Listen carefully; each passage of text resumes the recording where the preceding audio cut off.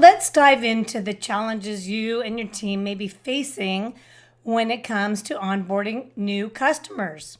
So first of all, are you dealing with special snowflakes? Now, the special snowflake syndrome is when you treat every new customer as a special snowflake. And the thing is, that feels really good at first because you're treating every customer with special care. You love them, they love you. What could go wrong, right?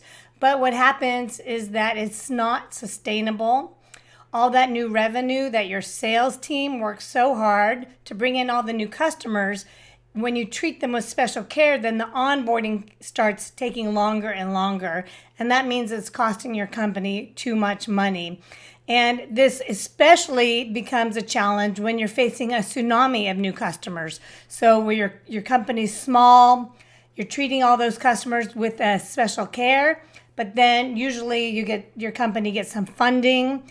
That funding, that investment of money goes into the sales and marketing engine.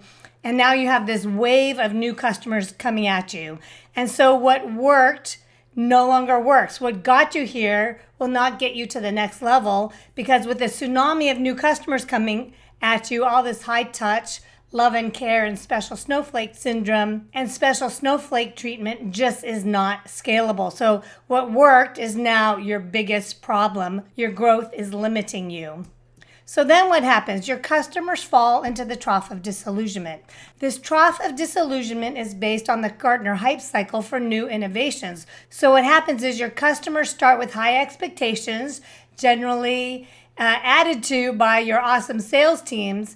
But when you cannot deliver value to them quickly, then they fall into this trough of disillusionment. They're discouraged, they're frustrated. And while the implementation might get back on track, while they might eventually get value, sometimes the customer success, the onboarding teams are struggling to win back the customer love. And the thing is, customers are most excited to be successful with your product at the very beginning. So you don't want them to fall into this trough in the first place. Now, sometimes your products, your implementations, your onboardings are very long and complex.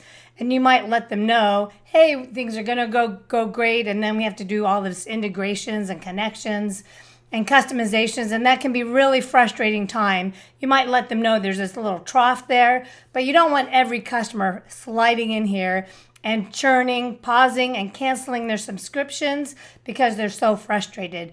I've worked with companies where they were losing $500,000 a year due to paused and canceled subscriptions during this trough because of this trough. So then your company starts relying on heroics. Every customer's a special snowflake.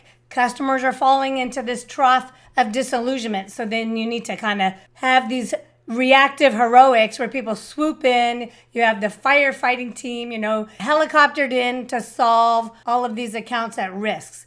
And while charging in to save customers feels good for a time, you get these adrenaline rushes, you get high fives from colleagues and executives.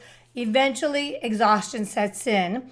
And I know we talk a lot about the customer retention, but when you rely on reactive heroics, you need to worry about employee retention as well, because eventually all those amazing experts are going to get tired, burnt out, and they're going to look for calmer companies to work for instead of for you. The thing is also, when you pull all the stoppers to save accounts, it can be very expensive.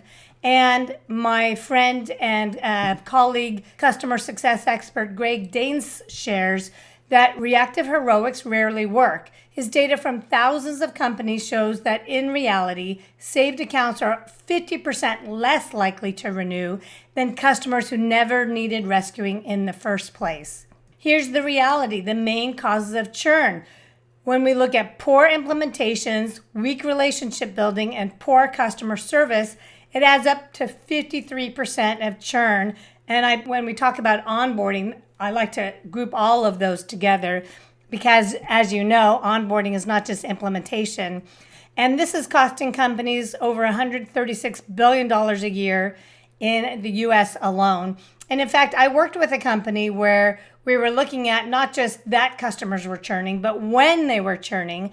And we found out this exact number, 53% of all customers were churning within the first 3 months because they were never getting that initial value. They never got out of that trough of disillusionment. Here's your exercise for this lesson.